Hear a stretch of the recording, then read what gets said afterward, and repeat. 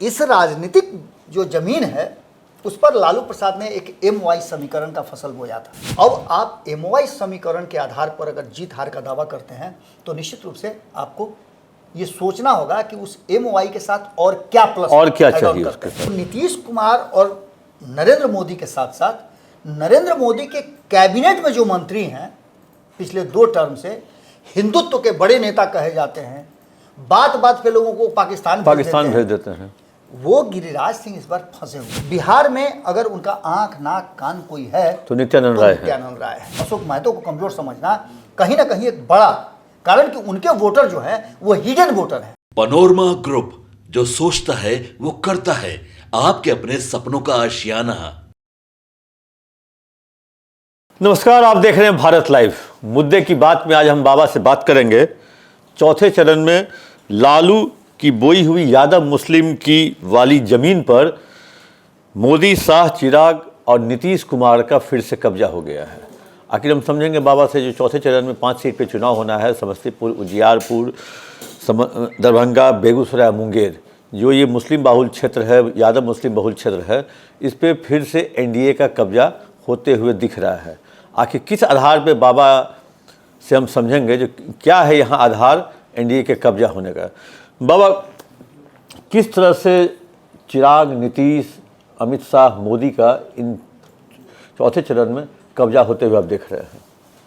देखिए, जब आप देखे होइएगा कि कभी कभी होता क्या है ना, जो पहले हुआ करता था, जिसकी चर्चा लगातार हो रही है कि 15 साल कैसे पति पत्नी ने शासन किया, उस समय फसल बोता कोई और था, काट कोई और लेता था, या फिर अगर नहीं काटने में सक्षम होता तो माचिस मार देता था कि पूरा फसल बर्बाद हो जाता था, जल जाए।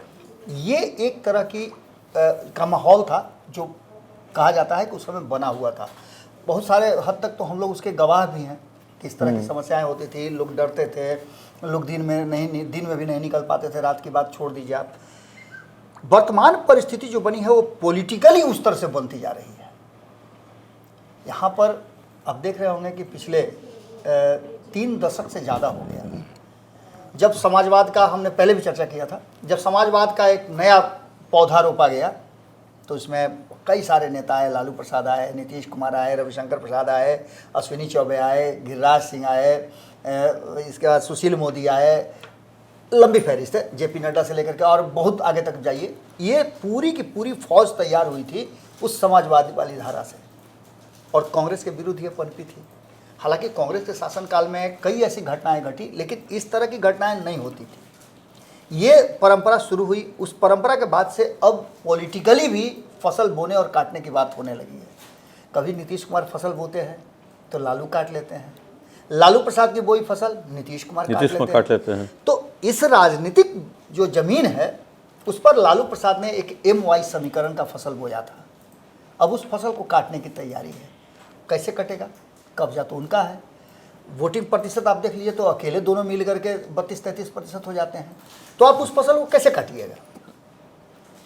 उसको काटने के लिए या तो आपको छापामारी करना पड़ेगा, रात में जब देखिएगा कि रखवारी नहीं हो रहा है तो आस्ते से जाकर के काट लीजिएगा, या कोई ना कोई युक्ति जरूर लगाइएगा। उसके साथ साथ आपके पास हथियार भी बहुत तेज चाहिए। अब तो आधुनिक मशीन सब आ गया है, ले जाकर के क्यारी खेत में भिड़ा दीजिए, काट कूट करके सब खत्म कर दीजिए, थ्रेसर में डाल दीजिए। अब तो सुनने में आ रहा है कि वैसा मशीन भी आ गया है कि काटेगा भी थ्रेसर के साथ साथ, उसमें अंदर होते जाएगा और बोड़ा में पैक भी होते जाएगा। तो चीज़ें बहुत तेज़ी से बदल रही हैं। अब आप MY समीकरण के आधार पर अगर जीत हार का दावा करते हैं तो निश्चित रूप से आपको ये सोचना होगा कि उस MY के साथ और क्या प्लस और क्या चाहिए उसके साथ। इस एड ऑन करने में लालू प्रसाद ने एक युक्ति लगाई, क्योंकि ये दावा कर रहे थे जब 400 और 40 का पार, तो निश्चित रूप से जब आपके ज़मीन पर कोई कब्जा करने के लिए पहले ही से पोस्टर बैनर चिपका देगा कि फलाने के खेत पर कब्जा कर लेंगे, फलाने के खेत पर कब्जा कर लेंगे, तो निश्चित रूप से आप अपना भी हाथ पैर मारिएगा ना, क्योंकि आपने फसल बोया है, खेत आपका है, दूसरा कैसे काट लेगा। तो उसके लिए आप कहीं ना कहीं या तो पुलिस को सूचना दीजिएगा, या फिर अलग अलग समीकरण बैठा करके अगर 20 परिवार आपके घर में लाठी लेकर के तो 40 को और हिंदुत्व को जुटिएगा। नीतीश कुमार को और नरेंद्र मोदी को रोकने के लिए, चिराग पासवान को रोकने के लिए लालू प्रसाद ने एक समीकरण गढ़ा। MY के साथ उन्होंने जब कुशवाहा को जोड़ा, जब उन्होंने मल्लाह को जोड़ा, तो ये समीकरण हुआ कि अपने गोतिया पटदार को बुला करके खेत के बाहर खड़ा कर दिया। भात दाल के साथ चोखा और चटनी भी। जी। तो इस पूरे माहौल में अब ये प्रतिष्ठा जो है ना दांव पे फंसी हुई है। सबसे पहले प्रतिष्ठा किसकी फंसी हुई है? तो नीतीश कुमार और नरेंद्र मोदी के साथ साथ नरेंद्र मोदी के कैबिनेट में जो मंत्री हैं पिछले 2 टर्म से हिंदुत्व के बड़े नेता कहे जाते हैं, बात बात पे लोगों को पाकिस्तान भेज देते हैं, वो गिरिराज सिंह इस बार फंसे हुए हैं बेगूसराय में। बेगूसराय में पिछली बार आपने देखा था कि एक समीकरण गड़बड़ा गया था।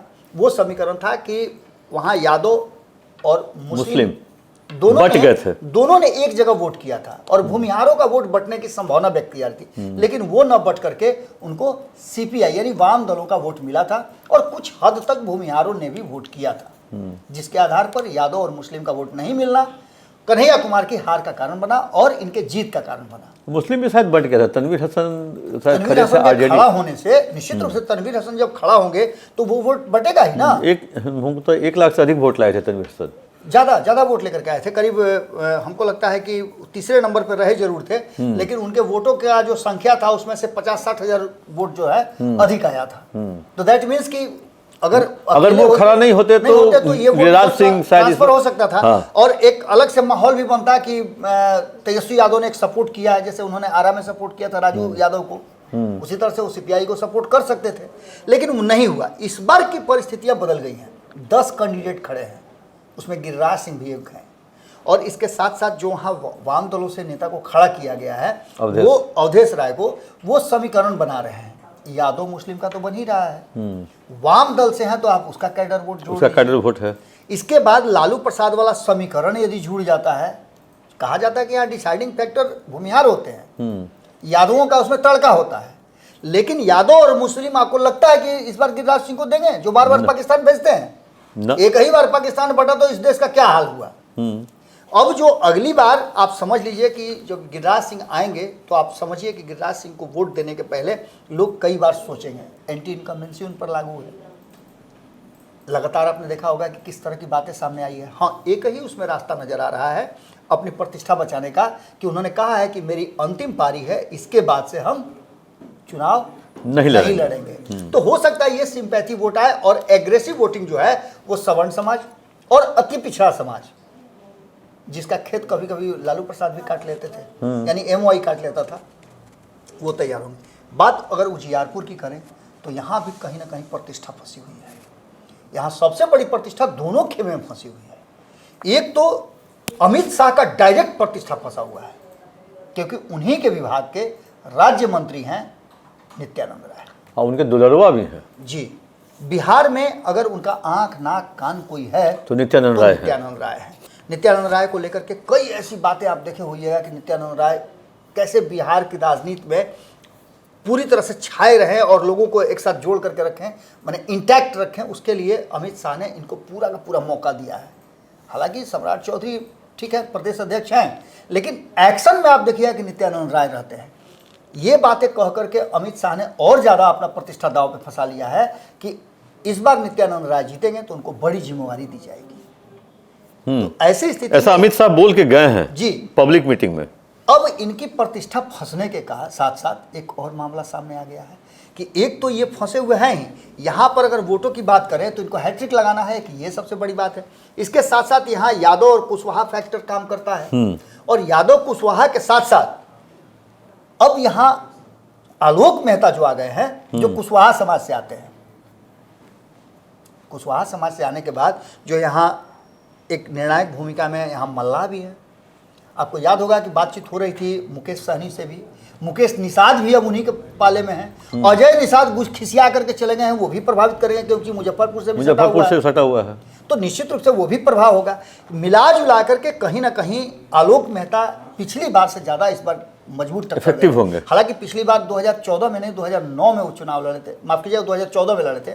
2019 में तो यहाँ से उपेंद्र कुशवाहा लड़े थे, तब भी कुशवाहा फैक्टर काम कर रहा था और अच्छा खासा उन्होंने वोट लाया था, लेकिन चुनाव हार गए थे। अब इस बार जो है एमओआई समीकरण के साथ साथ कुशवाहा समीकरण जुड़ गया और उसके साथ मल्लाहों का समीकरण जुड़ गया, जो जीत की एक तरह समझिए कि दहलीज पर ले जाकर खड़ा करता है। अब यहाँ से पसंगा जो होता है ना, वो कहाँ जाता है, उस पसंगे पर निर्भर करता है कि यादवों को कितना तोड़ पाते हैं नित्यानंद राय, मल्लाहों को कितना अपने पक्ष में कर पाते हैं, और कुशवाहा समाज कितना ज़्यादा उपेंद्र कुशवाहा को लेकर के इनके तरफ या सम्राट चौधरी को लेकर के इनके तरफ वोट करता है। सम्राट चौधरी और नित्यानंद राय के बीच में अगर कहा जाए तो एक चीज़ तो सिमिलर नजर आती है कि जहां वो कुशवाहा के नेता हैं, वहां यादवों के नेता में कहीं ना कहीं भारतीय जनता पार्टी में सबसे बड़े नेता कहे जाते हैं नित्यानंद राय। लेकिन बाबा एक चीज़ है, कुशवाहा को लेकर के लालू प्रसाद यादव काफ़ी उत्साहित दिख रहे हैं। उनको लगता है जो उनके पास फीडबैक जो है, जो कुशवाहा का वोट उन्हें मिल रहा है जी। और इससे जो तेजस्वी और लालू प्रसाद यादव हैं या आरजेडी कैंप के हैं, ये काफ़ी उत्साहित लग रहा है। क्या लगता है आपको? देखिए चंदन जी, एक बात आप अभी अच्छी तरह समझते हैं कि वक्त के हिसाब से चीज़ें बदलती हैं। 1990 में लालू प्रसाद यादव समाज एग्रेसिव वोटर था, उसने बिहार की राजनीति में अपना कब्जा किया।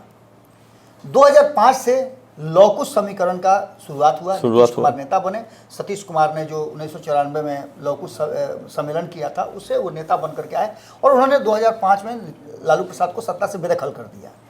इसके बाद इनके 18 साल के शासन में वो कुशवाहा समाज जो लगातार 18 वर्ष से इनके दरवाजे पर खड़ा होकर दरबानी कर रहा था लाठी लेकर के, अब वो एग्रेसिव हो गया है।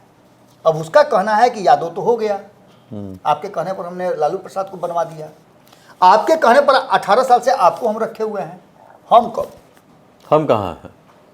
ये बात अब सभी दल समझ गए हैं। कल इस पर हमने एक विशेष कार्यक्रम किया था, नेतागिरी। इस नेतागिरी में हमने स्थापित करने की कोशिश की थी कि अब आगे जो है, पहले यादव लैंड, उसके बाद कुर्मी लैंड, अब कुशवाहा लैंड की तैयारी शुरू हो रही है।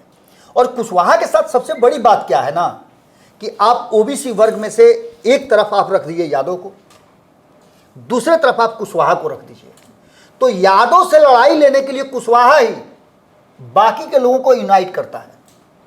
बाकी आप किसी भी ओबीसी के किसी भी वर्ग से आप पूछ लीजिए कि आपके साथ कौन खड़ा है, तो कुशवाहा समाज, क्योंकि कुशवाहा समाज उस ग्रामीण परिवेश में रहता है, वहां सब्जी उगाता है, और उसका मुरई अगर कोई कबार लेता है यादव, तो पूरा लाठी लेकर के लोग पहुंच जाता है। पहले ऐसा नहीं होता। आज वही कुशवाहा यादव के साथ आ गया है। बिल्कुल। अब ये समीकरण लालू प्रसाद बैठाने की कोशिश कर रहे हैं कि जो हमारे बीच में कॉन्फ्लिक्ट था यादव और कुशवाहा के बीच में, हम इन लोगों को टिकट दे देकर के 7-7 टिकट मिला है महाराज। हाँ, चार आरजेडी से और 3 उनके सहयोगी, 7-7 टिकट दिया गया है महागठबंधन की तरफ से। ये दर्शाता है कि कुशवाहा की तरफ शिफ्ट हो रहे हैं। अब आगे जो है वो क्या होगा विधानसभा चुनाव में, ये अलग बात है, क्योंकि पिछले विधानसभा चुनाव में भी कुशवाहा सबसे अधिक जीत करके आए थे आरजेडी से ही। तो एक समस्या ये है, यहाँ उजियारपुर में लड़ाई कड़ी है। दूसरा, मुंगेर की बात करें तो यहाँ भी आप देख रहे हैं कि एक बड़े नेता की प्रतिष्ठा दांव पे फंसी हुई है। राष्ट्रीय अध्यक्ष रहे हैं जेडीयू के, राष्ट्रीय अध्यक्ष पद से उन्हें इस्तीफा भी दिया था, ये मुंगेर के लिए हुए कि मुंगेर के लिए हम दे रहे हैं। मुंगेर की परंपरा रही है कि दूसरा चांस नहीं देता है। एक बार आप जीत गए, दोबारा आपको गिरा देगा, फिर तिबारा आप आइएगा ना तो आपको चांस दे सकता है। ललन सिंह के साथ यही हुआ है। कंटिन्यू किसी को भी 1 चांस, 2 चांस, 3 चांस, हैट्रिक उट्रिक मारने नहीं देता है, डबल और हैट्रिक नहीं मारने देता है। 2009 में जीते, 2014 में हारे, 2019 में जीते, अब 2024 में क्या होगा, ये सबके मन में डर है। इस डर को दूर करने के लिए बहुत सारे फैक्टर्स लगाए गए हैं। इसमें 12 उम्मीदवार खड़े हैं। दूसरी तरफ लालू प्रसाद ने जो गेम खेला है धानुक समाज से मैंने यानी कुर्मी कुशवाहा को एक जगह करके धानुक समाज को जोड़ करके, और उनका कोशिश है कि अति पिछड़ा समाज को भी अपने साथ जोड़े। और ये समीकरण अगर एमओआई समीकरण के साथ जुड़ जाता है तो ललन सिंह के लिए मुश्किल हो, प्रतिष्ठा दांव पे लग सकती है। एक तरफ आप देख रहे हो अनंत सिंह बाहर है, अनंत सिंह भी खूब मेहनत कर रहे हैं, लेकिन जो वर्तमान परिस्थिति बनी है उसमें अशोक महतो को कमजोर समझना कहीं ना कहीं एक बड़ा कारण, कि उनके वोटर जो है वो हिडन वोटर हैं। कई वरिष्ठ नेताओं से हमारी बातचीत हो रही थी जो मुंगेर पर विशेष फोकस रखे हुए हैं। कई तो आप समझ लीजिए कि ललन सिंह के दुश्मन हैं, कई ललन सिंह के दोस्त हैं। जो ललन सिंह से प्रताड़ित हैं वो भी वेट कर रहे हैं कि ललन सिंह का क्या होगा। खूब कान लगा करके सुन रहे हैं, ऐसे क्या हुआ, इस तरह से कर रहे हैं। दूसरा, जो ललन सिंह के समर्थक हैं, ड्राई हार्ट समर्थक ललन सिंह ने जिनको ऑबलाइज किया है अपने शासनकाल में, वो लोग एकदम कान लगा के देख रहे हैं लेकिन बाबा मुंगेर ही ऐसा सीट है जी। पूरे बिहार में जहाँ केवल लड़ाई हो रही है अगरा बनाम पिछड़ा। इसमें कोई दो राय नहीं है। बाकी आप तो घूम कर के आए वहाँ से ना? हम तो कल वहाँ आप तो दिन कल ही वहाँ से भर घूम के आए हैं। बाढ़ गए, बख्तियारपुर गए, मोकामा गए जी और हम कुछ लखीसराय के बॉर्डर तक गए थे, बरहिया तक गए थे। जी। तो पूरा जगह हम घूमे, कम से कम 100 लोगों से बातचीत किए। जी। अब वहाँ लड़ाई अगरा बनाम पिछड़ा है। बिहार का एक ऐसा लोकसभा क्षेत्र है जहाँ कोई MY कोई फैक्टर निकल अगरा बनाम पिछड़ा, क्योंकि अशोक महतो ने घूम घूम कर कहा है मैं 22 साल 18 साल जो भी रहे हैं जेल में केवल इन लोगों के कारण, मतलब 17 साल के बाद जेल से हाँ, जो फॉरवर्ड के कारण इशारा करके कहते हैं मैं इन लोगों के कारण जेल में रहा और तुम लोग की रक्षा के कारण मैं जेल में गया। एक और बात वो कहते हैं, वो एक उनका वीडियो भी वायरल हो रहा है जिसको लेकर के वो काफ़ी प्रचलित है। लेकिन खैर इन सारी बातों के साथ साथ ललन सिंह की प्रतिष्ठा दांव पे फंसी हुई है। और ललन सिंह की प्रतिष्ठा के साथ साथ प्रधानमंत्री जो खुद जाकर ललन सिंह के लिए वोट मांगे हैं उनकी प्रतिष्ठा दांव पर है। नीतीश कुमार जो ललन सिंह के बहुत करीबियों में से एक कहे जाते हैं उनकी प्रतिष्ठा दांव पर है। और प्रतिष्ठा दांव पर तो अनंत सिंह की भी लग गई है। 4 लाख से जीतेंगे ये बात वो कह रहे हैं। अभी 4 लाख से जीतेंगे ये किस भाषा में करे, किस टोन में कह रहे हैं ये समझ में नहीं आ रहा। वो तो सीधा नजर आ रहा है कि वो कह रहे हैं 4 लाख से हमारी जरूरत उनको नहीं है। दोनों बात कहते हैं, अनंत सिंह दोनों बात कह रहे हैं जी। कह रहे हैं जो हम वाला वोट नहीं मांगे ही नहीं मांग रहे हैं, लेकिन 4 लाख से जीतने का ही बात कर रहे हैं। आखिर वो कहना क्या चाह रहे हैं? यही वो बात है जो कहीं ना कहीं कंफ्यूजन क्रिएट कर रहा है। तो ऐसी स्थिति में एक भूमिहार की यहाँ दांव पर फंसी हुई है मुंगेर में, जो आज चुनाव प्रचार समाप्त होने के बाद काउंटडाउन शुरू हो जाएगा। 48 के बाद 47, 46, 45, 44, 43 इस तरह से करते जीरो पे शून्य पर आएगा। और शून्य पर आएगा तो 13 तारीख को 7 बजे जब वोटिंग शुरू हो जाएगा तो ये काउंटडाउन 6 बजे शाम तक चलेगा। इसके अलावे अगर बात करें हम समस्तीपुर, उजियारपुर की बात हमने कर ली, हमने मुंगेर की बात कर ली, हमने बेगूसराय की बात कर ली, अब समस्तीपुर की बात हम सबसे इंपॉर्टेंट सीट है। ये सीट इतना ज़्यादा कहा जाए तो चर्चा वाला सीट हो गया है। जीत हार अलग है, लेकिन इस सीट पर जीतने वाला भी उतना ही उत्साहित होगा जितना हारने वाला।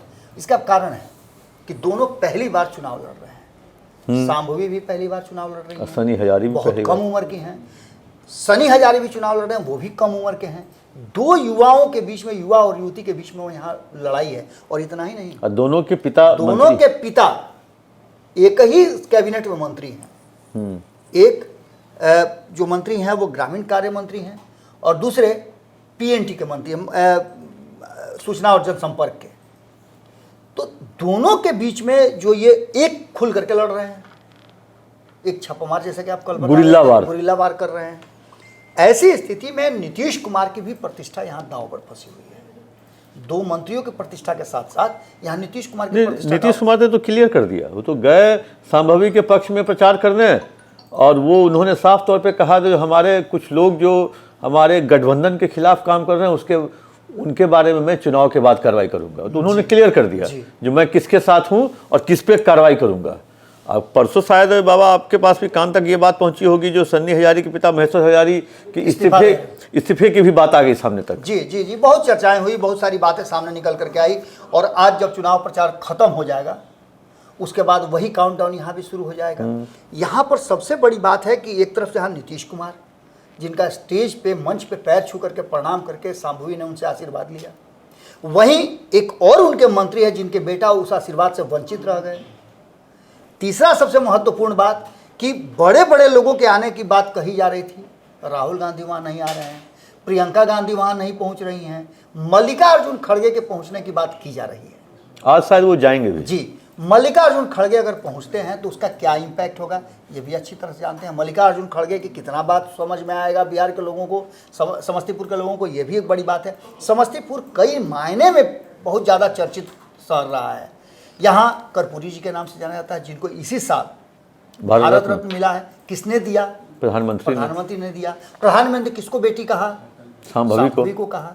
इसके अलावे लालू प्रसाद का भी यहाँ पर इम्पैक्ट है जो उल्टा पड़ सकता है। उल्टा क्या पड़ सकता है कि 350-400 साल बाद राम मंदिर बना, जिस राम मंदिर को बनवाने के लिए लाल कृष्ण आडवाणी निकले थे, इसी समस्तीपुर में उनको पकड़ा गया था। इस कारण से भी ये चर्चित है। यानी कि अगर लालू प्रसाद का नाम आता है, आडवाणी को इन्होंने रोका था, रथ को रोका था। जैसे लालू प्रसाद का नाम आएगा तो लोगों के जहन में आ जाएगा, अरे राम मंदिर कौन बनवाया, किसने रोका था राम मंदिर बनाने से? लालू ये एक अलग फैक्टर काम करना शुरू कर जाएगा। और यहाँ एक ग्राफ जो है कहीं ना कहीं फंसता हुआ दिखाई दे रहा है महेश्वर हजारी का।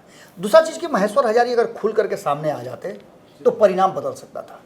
इससे भी इंपॉर्टेंट चीज़ कि महेश्वर हजारी वहाँ के एक एक लोगों से परिचित है, यहाँ के सांसद भी रहे हैं। महेश्वर हजारी चाहे जो हम दो नाव की सवारी करें, जी। मंत्री पद भी रह जाए, बेटा भी लड़ ले, बेटा भी एमपी बन जाए, मंत्री भी हम बने रह जाए। कभी कभी ओवर कॉन्फिडेंस भी आदमी को लेकर के डूब जाता है। हाँ, ये बात सही है।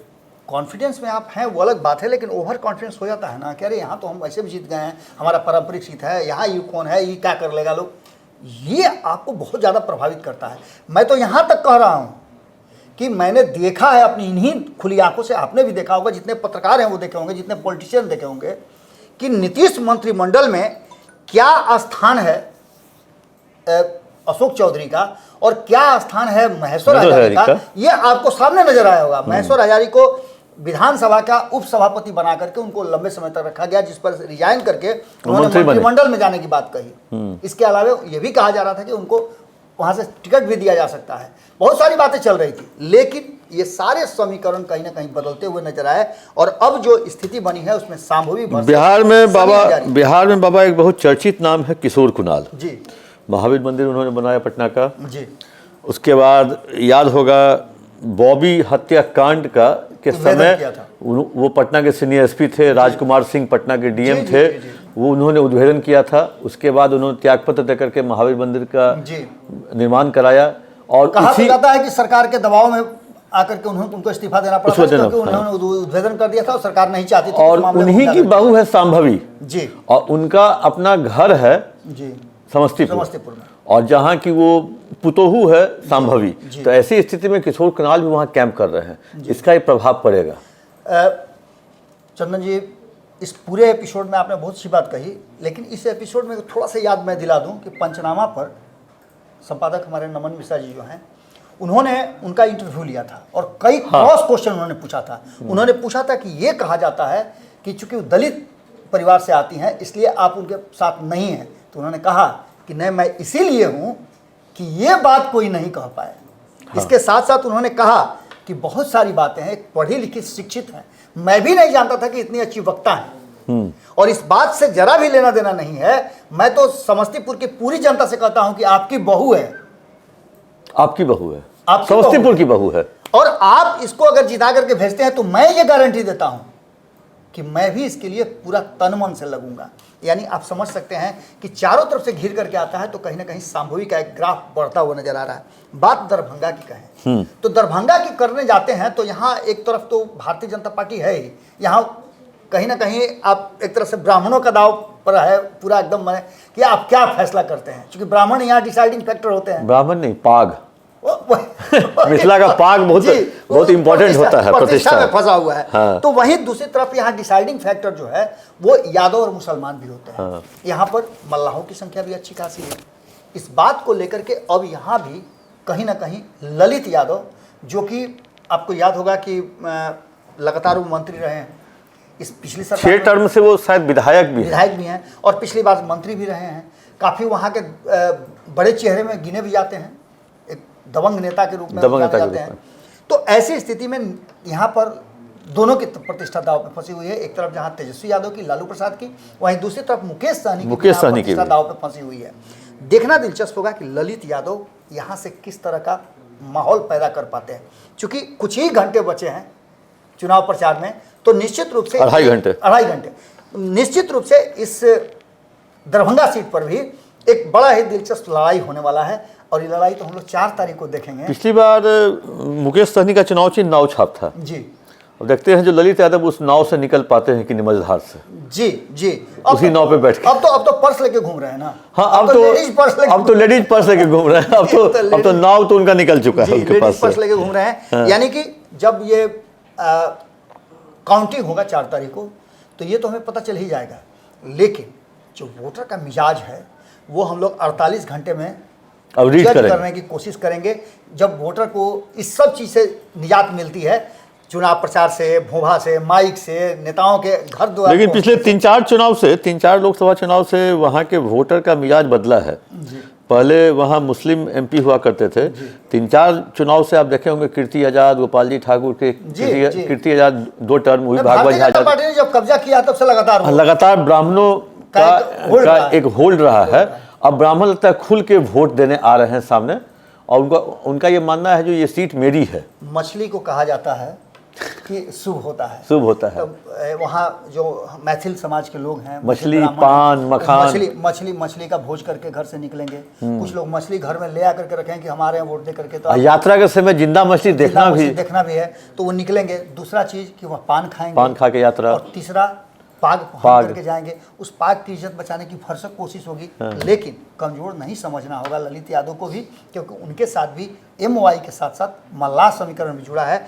अब जबकि 13 तारीख को वोटिंग होगा तो हम तो रहेंगे ही सामने, हम तो पूरा कमेंट्री दिन भर का बताएंगे ही, लेकिन 4 तारीख को जब परिणाम आएगा तो ये पता चलेगा कि ये जो दिग्गज हैं 6, 7, 8 ये दिग्गजों की क्या स्थिति हो। दिग्गज पहली बॉल पे आउट होते हैं कि अंतिम तक बैटिंग करेंगे? जी, इसमें किसी की प्रतिष्ठा दाव पे है, कोई हैट्रिक मारने वाला है, किसी का पाग दाव पे है, किसी का पूरा समझ लीजिए कि संस्कार दाव पर लगा हुआ है, किसी का मुरेठा भी दाव पर है। तो ये सारी चीजें देखनी होगी और ये 4 तारीख को पता चल जाएगा। लेकिन 13 तारीख को वोट देने आप जरूर जाइएगा, क्योंकि अंततः फैसला आप ही को करना है। और आपके एक एक वोट की कीमत, ये मत समझिएगा कि एक वोट से क्या होगा, आपके एक एक वोट की कीमत है। वही एक एक वोट जो है वही आगे बढ़ करके एक बड़े बल्क में निर्णायक भूमिका में आता है। आप देख रहे थे मुद्दे की बात बाबा के साथ। हम लोग बात कर रहे थे चौथे चरण के चुनाव को लेकर के। इसमें लालू प्रसाद यादव की जो यादव मुस्लिम वाली ज़मीन पर है, वो मोदी, शाह, चिराग और नीतीश फिर से कब्जा करने की तैयारी में है। अब देखना है जो अब ये 13 तारीख को वोटिंग में क्या होता है और 4 तारीख को काउंटिंग में क्या होता है, वो उसी दिन पता चलेगा। जो लालू प्रसाद यादव की बोई हुई ज़मीन पर इन लोगों ने कब्जा कितना किया।